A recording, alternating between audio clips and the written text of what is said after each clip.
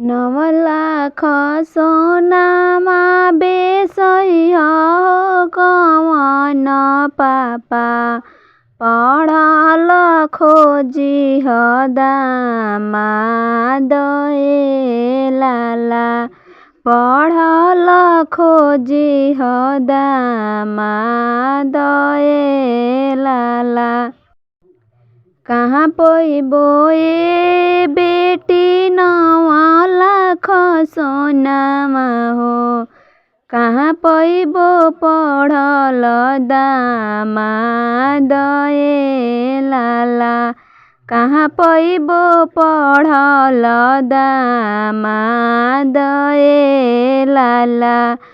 सोनरा के घरे पापा 9 लाख सोनामा हो, सोनरा के घरे पापा 9 लाख सोनामा हो, कॉलेज में पढ़ल दामाद ए लाला कॉलेज में पढ़ल दामाद ए लाला। कैसे में चिन्हबो बेटी 9 लाख सोनामा हो, कैसे में पढ़ल दामाद ए लाला कैसे में पढ़ल दामाद ए लाला।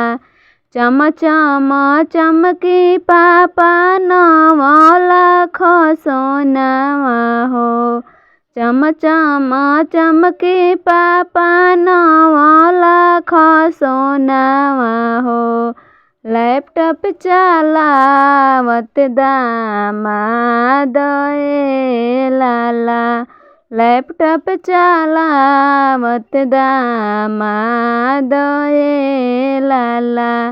काई जे करबू बेटी 9 लाख सोनामा हो, काई जे पढ़ल दामाद ए लाला काई करबू पढ़ल दामाद ए लाला।